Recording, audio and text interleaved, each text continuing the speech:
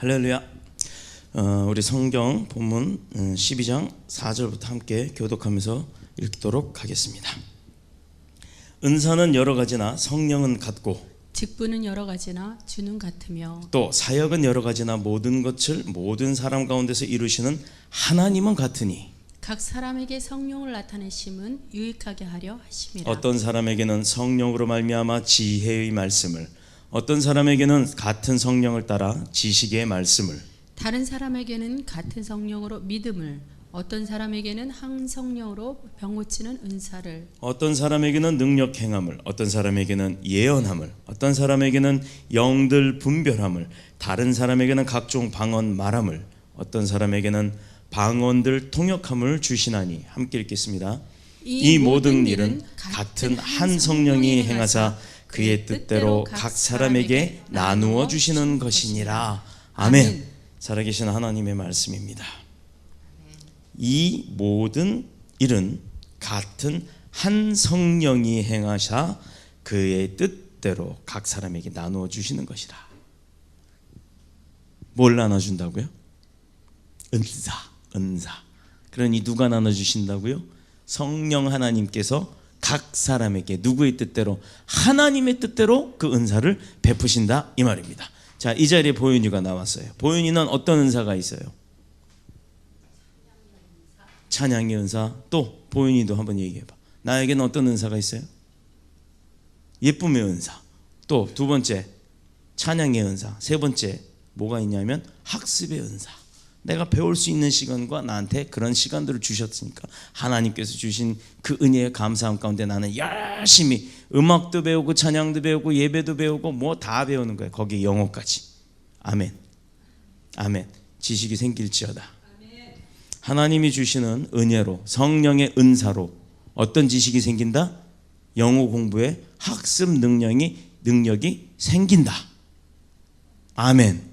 이제 아멘으로 화답했으니 그대로 이루어질 줄로 믿습니다. 자, 오늘 성령의 은사라는 말씀을 함께 은혜를 나눌 텐데, 우리가 지금도 찬양 열심히 했고 뭐 순서대로 이렇게 예배를 진행해 옵니다. 그런데 우리가 지내는 이 지금의 예배 형식은요, 어떻게 보면 방식이라고 할 수도 있죠. 그것 찬송, 기도, 헌금, 뭐 또 설교 등등등 이렇게 순서가 정해져 있는데, 그렇게 봐서 그걸 통틀어서 우리는 예배라고 표현을 하고 그 예배의 어떤 기초적인 틀을 가지고 있어요. 수요 예배 다르고 금요 예배 다르고 주일 예배 다르고 새벽 예배 다르고 다 예배마다 그 형식이 다릅니다. 그러나 우리가 지금 가지고 있는 이 예배의 형식을 그대로 2000년 전으로 갖고 갔다고 칩시다. 그때 초대 교회에도 그런 예배로 이런 방식으로 예배를 드렸을까요?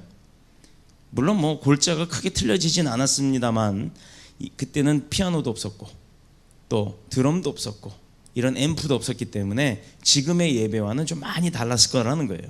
자, 세월이 흐르면서 좋은 점은 취하고 또 약한 부분은 보완을 하고 낡은 부분들은 개혁을 함으로써 인해 지금까지 우리나라뿐만 아니라 전 세계 많은 예배들이 그 예배의 형식들이 고쳐져 오고 변화되어 왔을 거다 이 말입니다. 즉 노아가 방주를 만들 때나 이스라엘 백성이 성전을 지었을 때 우리는 성경에 보면 일일이 하나님께서 뭐라 그래요? 모는 몇 규빗 어디서부터 어디까지는 중앙에다 두고 해는 동쪽이 뜨는 어느 쪽으로 향하고 문은 어떻게 만들어라, 이런 아주 세세한, 심지어는 못질을 어디다까지 해야 된다라고 할 수 있을 정도로 하나님께서 원하시는 걸 만들어 갈 때는 그렇게 아주 세세하게 가르쳐 주셨다는 거예요. 그런데 예배 형식은 성경 어디를 들여다봐도 어떻게 예배 드리고 뭐 끝나면 뭐 하고 뭐 끝나면 뭐 하라가 있었어요? 없었어요?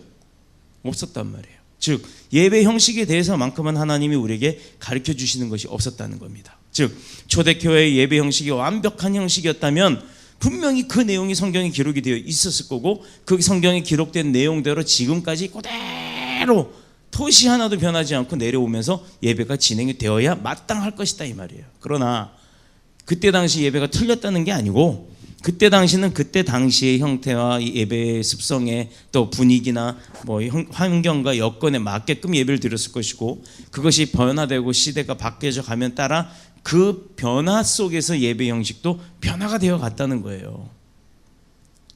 그러니 꼭 뭐 여기 강대 올라올 때 넥타이를 매야 된다는 원칙이 없다라는 겁니다. 예배 시간에 물 목마른데 꾹 참고 앉아갖고 목이 꼴딱꼴딱 넘어가는데도 꼭 참고 앉아갖고 그냥 로봇 마냥 이러고 앉아서 경건하게 예배드린다고 그렇게 해야 되는 게 옳지 않다라는 거예요. 즉 우리 교회에서 예배 때 커피 먹고 싶으면 어떻게 한다? 어떻게 한다고요? 목사님, 우리 교회에서 예배드리다 커피 먹고 싶으면 어떻게 한다고요? 참아요? 저는 먹고 싶어요. 한 잔 타다 주세요. 자유함이 있어야 된다 이 말이에요. 그렇다고 진짜 커피 막 먹어가면서, 물론 그래도 상관없어요. 목마르면 가서 물 마셔도 됩니다. 졸리면 자요. 아버지 집에 와서 잠 못 자면 그게 우리 집 아버지 집 맞습니까? 틀리죠? 아니죠. 그러나 우리가 예배를 드리는 순간만큼은 하나님의 말씀 하나도 놓치고 싶지 않다라고 하는 그 의미에서 눈 부릅뜨고 그 예배에 놓침이 없게끔 하려고 하는 거예요. 그러나 진짜 내가 야근일하고 와서 엄청 힘든데 와가지고 눈 비비고 앉아 있는다는 그 마음 자체도 하나님은 기뻐하신다는 얘기입니다. 꼭 그런 상황이 아닌 이상은 예배에 중점을 두라 이 말입니다. 이해되셨나요? 그러나 그런 가운데 우리는 예배에 자유함이 있고 아버지께서 함께 하시는 곳에 뭐가 있다? 자유함, 참된 자유함이 있듯이 우리 예배도 자유함 가운데서 드리겠다는 거예요. 자유하다 그랬더니 뭐 핸드폰 받고 이런 얘기가 아니에요. 집중은 하라 하되 자유함은 누리라 이 말입니다. 예배란 각 시대와 각 지역 그리고 그 예배하는 사람들의 형태에 따라서 예배 형식이 다 똑같을 수는 없다는 건 분명히 하나님께서도 규정을 짓지 않았다는 것은 그건 허락을 하신 거예요.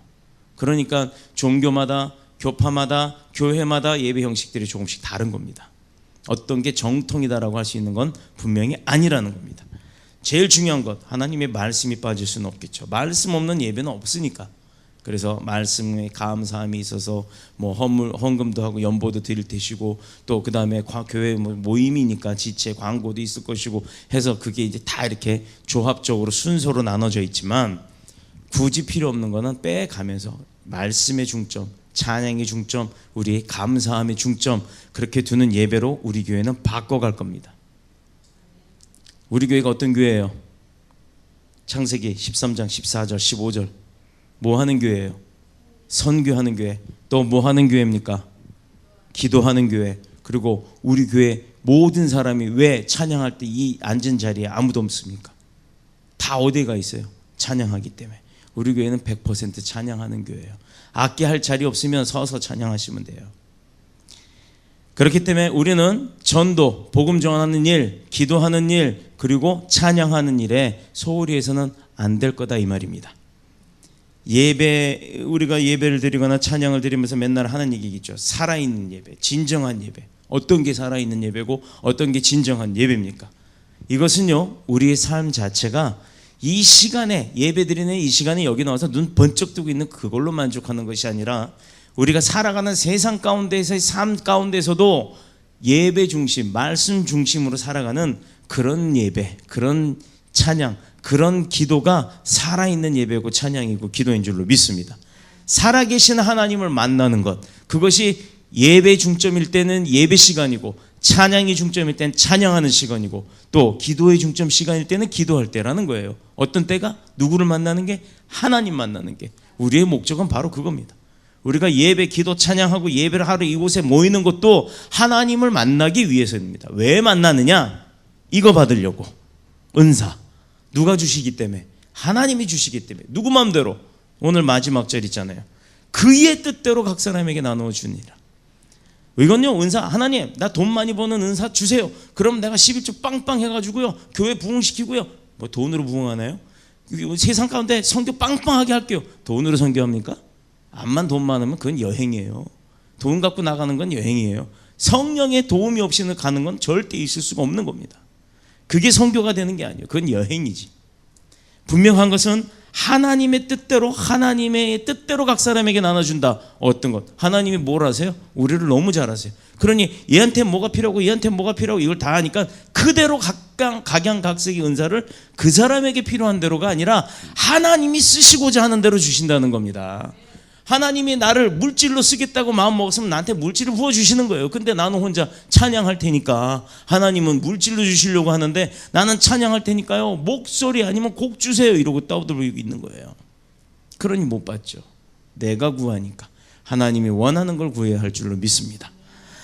그러므로 사도 요한은 요한복음 4장 23절에 예배를 어떻게 드리라? 신령과 진정으로 예배할지니라 라고 고백을 해요. 이 신령이라는 단어는 뻥 하고 나서 이 도끼가 니 도끼 냐냐냐 이게 신령이 아니에요. 신령이란 단어는 곧 우리 가운데 오신 딱 하나의 하나님이신 그 영, 그 성령을 의미하는 겁니다.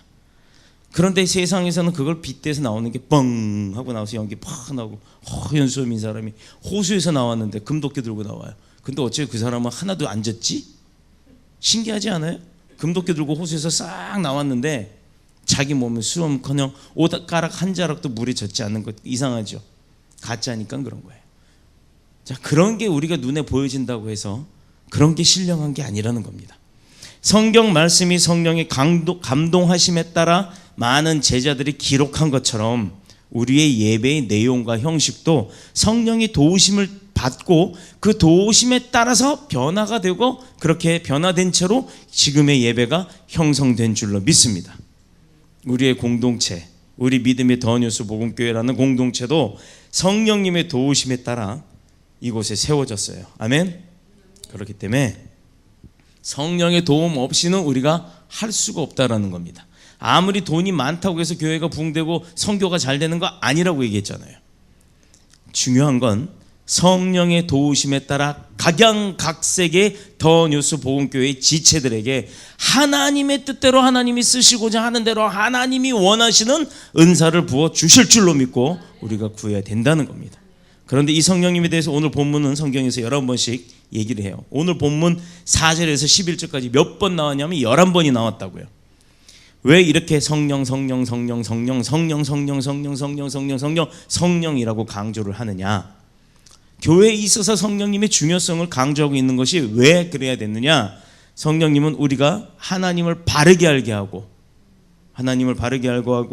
또 바르게 섬길 수 있도록 도와주시고 그 가운데 필요한 지혜와 능력도 주시고 또 필요한 물질, 부와 그거에 대한 기능, 그 돈을 부를 주시면 그 권력을 주시면 그걸 우리가 어떻게 써야 할지에 대한 것조차도 그걸 은사로 주시는 분이시기 때문이에요. 그래서 모든 성도들에게 각양의 모양으로 각색대로 또 원하시는 모습대로 주신다 이 말입니다. 그러니 더 뉴스 복음교회 오면 똑같은 은사를 받는 분도 있겠지만 다른 은사를 받는 분도 있다라는 거예요. 이게 잘못된 게 아니라는 겁니다. 학생으로는 학생이 공부할 수 있는 은사를 주시고 선생으로는 가르칠 수 있는 은사가 있어야 되는 거예요. 이거요, 내가 아무리 지식이 많다고요, 내가 가르치는 방법 모르면요, 그런 사람한테 배워봤자 배우는 사람은 깜깜무소식이에요. 혼자 뭔 말을 하는지 도저히 이해를 못합니다. 그런데 지식은 별로 좀 부족해도 성령의 도움으로 그걸 가르친다 그러면 쏙쏙들이 잊어먹지 않고 머릿속에 다 기억나게 전달을 할 수 있는 노하우가 생기는 거예요. 이건 역시 성령의 도움 없이는 안 되는 거고, 그것이 있는 사람은 이미 가르치는 은사를 받았다라는 겁니다. 그래서 우리가 성령님이 우리 가운데 오셔서 각 사람에게 자기의 뜻대로 각종의 은사를 부어주심으로 말미암아 우리가 하나님의 뜻대로 섬기고 살아가야 된다는 거예요.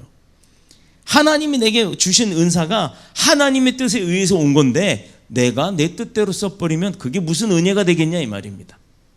그런데 세상 가운데 믿음을 갖고 있는 사람들, 또 내가 교회에 다닌다고 하는 사람들, 교회 안에서 직분 갖고 있다고 하는 분들이 그걸 착각하고 사는 때가 너무 많아요. 하나님이 주신 건 알아요. 그러면 하나님이 하나님의 뜻대로 분명히 주신다고 오늘 11절에 얘기를 했는데, 그것이 뜻대로 하나님의 뜻대로지 내 뜻대로가 아닌데 왜 그거 하나님이 주신 걸 내가 내 멋대로 쓰려고 합니까? 그게 어느 게 하나님의 뜻인지를 알고 싶어요? 뭐 하라고요? 기도하라고요. 기도해서 하나님 만나면 하나님이 주신 목적이 뭔지를 알려주신다 이 말입니다. 말씀으로, 야 내가 너한테 뭐 줬으니까 넌 그거 언제 며칠을 어디 가서 뭐 해서 누구 만나서 그 사람하고 써라, 이렇게 가르쳐주는 분 있으면 나와봐라 그래. 그건 계시예요, 계시. 그렇게 직접적으로 직통 계시를 듣는다고 지금도 말하는 분들이 있어요? 천만에요. 착각하지 마세요. 계시는 이미 구약시대 끝났습니다. 지금은 약속의 이행이에요. 성령을 보내신 이유가 뭡니까? 성령 하나님께서 우리에게 감동으로 오시고 말씀으로 증거하시는 거예요. 그런데 어디서 함부로들 막 지금까지도 듣지 않냐, 못 듣냐 이따위 소리들 하고 있습니까? 지금도 잘못 생각하고 그런 소리 하는 사람들 하나님 앞에 철저하게 회개하셔야 될 줄로 믿습니다. 빨리 회복되세요. 그게 하나님이 기뻐하시는 길입니다. 또 하나님으로부터 축복받는 길이에요. 그렇다 그러면 내가 주신 은사의 방법이 어떻게 써야 되는지 모른다. 기도하시라니까요. 하나님 만나세요. 그럼 내 마음 가운데 감동이 생기고 어쩌다 한 번씩 읽는 그 성경 가운데 뭔 구절이 갑자기 떡 하고 떠오릅니다. 그거 읽어보세요. 묵상하세요. 그러면 분명히 하나님이 어떤 마음을 주실지 겪어보시면 알 겁니다. 그때 그대로 한번 행해보세요. 즉시 내 생각 요만큼 더하지 말고 하나님이 주신 생각대로 그냥 순종으로 즉시 해보세요. 어떤 은혜와 어떤 축복이 오는지. 그리고 그런 축복 받으신 분은 꼭 저한테 이메일 보내주세요. 그러므로 성령이 계시지 아니하는 교회가 좋은 교회일까요? 아무리 커도 성령님의 역사함이 안 드러나는 교회, 이 교회 예배가 살아있을까요? 우리가 살아있는 예배, 살아있는 기도, 살아있는 찬양이 뭡니까? 성령님이 들으시고 감동하셔서 그대로 움직임이 우리를 통해서 드러나는 게 살아있는 예배예요. 죽은 시체에다 대고 아무리 얘기를 해보세요. 그 시체가 아무리 그저 살아생전에 좋아했던 음식을 갖다 준다 해도 그거 먹으려고 벌떡 일어나는 거 봤습니까? 아무리 그런 시체 앞에 가서 음식 차려놓고 공들여봤자 소용없어요. 그러니까 돌아가시기 전에 잘하세요. 살아 계실 때 단 한 번이라도 정성을 다하는 게 그게 은혜입니다. 그렇기 때문에 교회에 속해 있으면서도 성령 받지 못하는 것만큼 불행한 게 없다라는 거예요. 성령은 누구에게나 다 주신다고 했습니다. 그런데 내가 준비가 안 됐고 내 그릇이 준비가 안 돼 있다 그러면 하나님께서 주실 때 그 성령을 내 것으로 받아들일 수 있는 그릇이 없다는 거예요. 그렇다면 뭔 의미가 있습니까? 얼마나 불행합니까? 교회만 왔다 들락달락 아무 소용없어요. 아무리 그렇게 20년 30년 다녀서 내가 그 교회 다닌 지 뭐 몇 년 됐다. 아이고 뭔 소리 하세요. 그런 분들은 하나님 좋았어요 했을 때 너 누구냐 이럴 겁니다. 아마. 물론 다 그러진 않겠지만 때때로 성령님의 베푸시는 은사 그걸 잘못 구하거나 남용할 때 주님의 몸된 교회를 오히려 혼잡하게 만드는 경우들이 있습니다. 자, 오늘 본문을 통해서 우리가 가운데 오시는 성령의 은사의 목적이 무엇겠습니까? 누가 무엇을 위해 어떻게 성령의 은사를 받는지를 한번 잘 묵상해 보시기를 축복합니다. 그로 인해서 하나님의 거룩하신 목적, 하나님이 계획하신 목적, 하나님이 나를 쓰시는 목적. 자, 교회에서 내가 씁니까? 하나님이 세워야 쓰는 거예요. 아무리 교회에서 내가 쓰려고 노력해 보세요. 싸움밖에 안 나지. 오히려 교회에서는요 안 쓰려고 일 안 하려고가 아니라 또 그렇게 말했다고 또 일 안 할라. 일 안 하려고가 아니라 나 스스로를 낮추려고 해야 되는 겁니다. 일을 하되 그 일을 한 가운데 내가 드러나려고 하는 것이 아니라 나를 숨기란 얘기입니다. 일을 하되 그렇게 나를 스스로 낮출 때 하나님이 드러납니다. 그래야 하나님이 그 일을 하신 거예요. 오늘도 제가 여기 오기 직전에 어떤 걸 뭔가 소식을 전해 받았어요. 얼마나 감사한지 몰라요. 미국으로 가시는 장로님이 문자를 통해서 톡을 통해서 이제 공항에 출발합니다. 그리고 많았던 그 찬양했던 시간들, 예배드렸던 시간들, 이 모든 시간들이 나를 쓰신 하나님의 하심을 깨닫고 갑니다라는 그 연락이 있었어요. 얼마나 감사한지 몰라요. 우리가 보기에는 그분은 대단한 분이죠. 뭐 이름을 말하면 뭐 다 모르시겠지만 하여튼 그 장로님이 하시는 일은 굉장히 큰 사역입니다. 그런데 그분은 오히려 나를 쓰시는 하나님이 하셨다라는 걸 드러내요. 그리고 매번 그렇게 크게 쓰임을 받음에도 앞에 설 때마다 하나님 나 같은 죄인을 쓰시니 감사합니다라는 기도를 할 때 눈물을 흘리는 분이세요. 자, 은사란 원어로 여기 우리 지금 이 자리에 앉아 있는 학생은 분명히 우리 부목사님에 대해서 그걸 느낄 거예요. 우리 부목사님 어때요? 어떤 분이에요? 이렇게 물어보면 답하기가 힘든가? 우리 부목사님한테 카리스마가 있어요? 없어요? 있어요라고 나오잖아요. 봐요.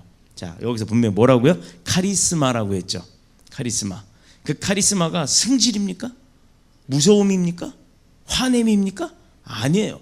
뭔가 강력하게 그들을 끌어갈 수 있는 견인의 힘을 갖다 카리스마라고 하는데 여기서 오늘 말씀을 드린 성경 본문의 은사를 원어로는 카리스마타라고 합니다. 카리스마타. 이는 거저 주어진 선물이라는 거예요. 거저 주어진 선물. 우리가 그 카리스마의 의미를 잘못 알고 있어요. 카리스마타라고 하는 것은 거저 주어진 선물들이다. 누구로부터? 하나님으로부터 내가 거저 받은 거예요. 이 은사는 좁은 의미로 말하면 주님의 몸된 교회를 위해 아주 효과 있게 포인트에 요소에 적시적으로 아주 톡톡톡톡 쓰임이 필요할 때마다 그런 사람들을 딱딱 세워갖고 하나님이 쓰시는 것, 이것을 의미할 수도 있습니다. 기능이나 지혜 뭐 그런 것들을 의미하기도 할 수 있죠. 그런데 대체적으로 넓은 의미로 보면 구원을 받은 누구로부터? 하나님으로부터 구원을 받은 하나님의 백성들이 예수 그리스도 안에서 누리는 은사, 이것을 카리스마타라고 하는 거예요. 그러면 목사라서 카리스마가 있어요? 아니에요. 목사이기 때문이가 아니라 하나님이 쓰시는 목사이기 때문에 카리스마가 있는 겁니다. 하나님이 쓰시는 목사이기 때문에 은혜가 있는 겁니다. 하나님이 쓰시는 찬양하는 팀이기 때문에 그 찬양의 은혜가 있는 거고, 하나님이 쓰시는 교인들이기 때문에 그 교인들이 교제와 화목과 기쁨과 행복이 있는 거예요. 사람이 쓰는 게 아니란 말이에요. 하나님이 쓰시는 것이기 때문에. 그리고 모든 자리에서 요소적으로 교회에서도 봉사하고 섬김을 나누는 그런 요소에 있는 사람들 자체가 하나님이 세우셨기 때문이라는 겁니다. 교회는요, 하나님이 주인이세요. 교회는 하나님만 자랑하는 겁니다. 그래서 우리가 늘 말하잖아요. 예수 그리스도만 말하고 예수 그리스도만 자랑하는 교회, 전하는 교회. 이게 교회가 해야 할 일이고 백성들이 해야 할 일인 줄로 믿습니다. 이미 많은 것들을 은사와 선물로 받아 누리고 있어요. 우리가 깨닫지 못해서 그렇지. 이 문제는 이 은사들이 은사를 받은 사람들을 위해 주어진 것이 아니라 주님의 몸된 교회와 주님의 뜻을 이루기 위해서 우리에게 주셨다라는 겁니다. 즉 교회에서의 섬김, 또 믿음의 형제들 간의 교제와 사랑, 그리고 나눔, 그리고 모르는 이웃이라도 예수 그리스도의 사랑을 전하는 그 베푸름, 더 나아가서는 예수 그리스도의 십자가의 복음을 통해서, 아니 복음을 위해서 수고하고 노력하는 그 모든 것들을 다 나누어 주신 줄로 믿습니다. 즉 하나님이 주신 물질도 나를 위해서가 아니라 하나님을 위해서 쓰라고 주시는 거라는 겁니다. 이거 잊지 마십시오. 그걸 잘하는 사람이 물질이 더 풍성해지는 거예요. 그 하나님이 주시는 물질이 1000이면 그 중에 1만 가지고도 나는 먹고 살아요. 그거 불행해서 그걸 990을 갖고 나중에 2를 갖다 하나님에다 쓰려고 하면 그게 줄어들 수밖에 없는 겁니다. 하나님이 주신 건 하나님의 거지 내 게 아니라는 것 잊지 마시길 축복합니다. 이 사실이 본문 7절에 각 사람에게 성령이 나타나시면 유익하게 하려 하심이라는 말씀이 증거가 되는 거예요. 우리에게 성령 주신 것, 은사 주신 것, 뭐 때문에? 누구의 유익? 우리에게도 유익이지만 하나님의 뜻을 이루기 위함이라는 거예요. 그러니 나 잘 되는 게 아니라 내가 잘 되는 것 곧 하나님이 잘 되는 거고, 나 잘 되기 위함은 하나님의 뜻을 이루기 위함이니 내가 잘 되는 게 하나님이 잘 되는 거예요. 바꿔야 되죠. 하나님이 잘 되셔야 나도 잘 된다는 것. 즉 내가 하나님을 잘 전해야 나도 그 기쁨이 있다라는 거고, 내가 어떤 사역을 함에 있어서 내가 받은 달란트와 은사를 가지고 그 사역을 진행할 때 많은 이들이 은혜 받는 게 나 잘난 게 아니라 하나님이 하시니까, 하나님이 높아지니까 그 가운데 그 1000분의 1도 안 되는 요 작은 게 나에게도 은혜가 된다라는 거예요. 우리가 이걸 잊지 맙시다. 예수 그리스도의 십자가의 복음을 위해서 살아간다는 것, 그것은 예수 그리스도의 십자가에 달려 들어가신 주님의 은혜가 있었기 때문인 줄로 믿습니다. 각 사람의 성령이 나타내심이라는 건 한 사람도 빠짐없이 다 주신다. 다 주신다는 거예요. 그 어떤 종류의 은사든지 성령의 은사를 받았음을 나타내고 있는 겁니다. 8절부터 계속해서 10절에 이르기까지 몇 가지 은사가 나와요. 자, 8절부터 한번 읽어보시고 숫자를 세보세요. 어떤 은사 어떤 은사 해서 총 몇 가지 은사가 나타납니까?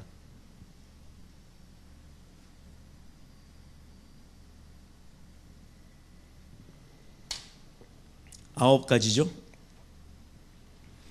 네, 9가지 은사가 나왔어요. 근데 여기 성경에 기록되어 있는 이런 은사들은 대표적인 은사예요.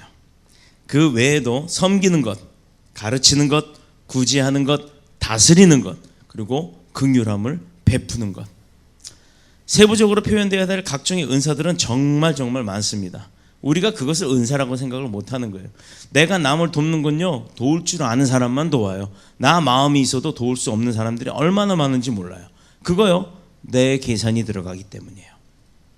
나의 생각이 들어가서 하나님의 뜻을 가리기 때문에 못합니다. 그런데 그런 걸 서슴지 않고 행하는 사람들을 보면 그 사람들이 바로 그 은사를 쓰는 사람들이에요. 내게 받은 은사가 있다는 것, 곧 주님의 몸된 교회를 위해 쓰임받을 자격이 있다는 거예요. 얼마나 행복하고 감사합니까? 자격이 있으니까 주시는 거예요. 쓰시려고. 그런데 자격이 있어서 쓰시려고 주셨는데 그걸 내가 묵혀요. 하나님이 기뻐할까요? 안 기뻐하죠. 쓰임받는 일꾼에게 요구되는 건 뭐냐? 뭐가 요구될까요? 쓰임받는 하나님께서 쓰시려고 그 사람을 선택하고 세우시고 그 세우신 가운데 그에게 은사를 주셨어요. 어떤 은사를. 그런데 그가 그 은사를 받았음에 어떤 마음을 가지고 어떻게 해야 하나님께서 쓰실까? 첫 번째가 순종, 두 번째가 충성입니다. 우리는요, 다른 거 할 거 없어요. 하나님이 하자 그러면 아멘, 가자 그러면 아멘 하고 가는 것밖에 없는 거예요. 나머지는 누가 책임진다? 하나님이. 왜? 이미 우리 보고 가자고 하셨을 때는 우리가 그 일을 할 수 있기 때문 없기 때문? 있기 때문이에요. 그렇기 때문에 캄보디아도 가자 했을 때 개척교회가 어떻게 갑니까? 무슨 능력으로 갑니까? 그것도 전교인이요? 말도 안 돼요 라고 하지 않았어요. 우린 그래도 갑니다 라고 했습니다. 중간에 어떤 틀어짐이 있었고 어떤 어려움이 있었음에도 불구하고 우리는 하나님하고 약속한 거기 때문에 못 바꿉니다. 갑니다 라고 선포했더니 하나님이 어떻게 하셨어요? 풍족하게 가게 하셨습니다. 그게 하나님이 하신 거예요. 하나님 이미 가자라고 세운 것 우리가 갈 수 있기 때문에 세운 겁니다. 갔다 오고 나서 얼마나 큰 은혜가 있었어요. 또 갈 거죠? 또 갈 거죠? 캄보디아 안 가요? 가요 안 가요? 다시 한번 묻겠습니다. 캄보디아 갈 건가요? 아멘. 갑니다. 하나님이 계속 가라고 하시니까 가요. 어떤 상황, 어떤 여건일지 우리는 몰라요. 처음에 갔을 때도 하나님의 은혜가 충만했지만 두 번째 갈 때도 우리가 준비 안 하고 기도 안 하고 가면요, 사탄의 방해 때문에 어떤 어려움이 있을지 모릅니다. 그러나 하나님이 가자, 계속 가자라고 하시니까 갑니다. 그들이 어떤 마음으로 우리를 맞이하든지 그건 중요하지가 않아요. 가자 했을 때 우리는 갑니다라고만 하면 됩니다. 나머지는 하나님이 하신다 안 하신다? 하신다라는 믿음을 갖고 선포하고 방해 세력들이 엄습하지 못하도록 우리가 기도로 무장해야 될 줄로 믿습니다. 성령의 은사란 어떤 개인의 유익을 목적으로 주어지는 일이 아니라는 것. 성령 받은 그 성령의 은사를 받는 것은 내가 이미 자격이 되고 하나님께서 주시고 하나님이 우리를 쓰실 것이기 때문에 나에게도 그 자격이 있다라는 것 잊지 마시기를 축복합니다. 그러므로 인해서 하나님이 쓰자 할 때, 하나님이 가자 할 때, 하나님이 행하자 할 때 우리는 능히 감사함으로, 기쁨으로, 또 충성함으로 순종하는 저와 여러분이 되셔서 세상의 모든 것을 따라가거나 세상의 사람 중심으로 따라가지 않는 하나님 한 분의 은혜만을 믿고 하나님만을 따라가는, 종국적으로는 하나님의 영광을 위해서 사는 것, 이것이 세상의 모든 것들을 초월하는 방법입니다. 그런 능력을 받아 세상 가운데서 능력자 중에 능력자로 살아가시를 그리스도이신 예수님의 이름으로 축복합니다. 축원합니다. 우리에게 찬양하고 기도합니다.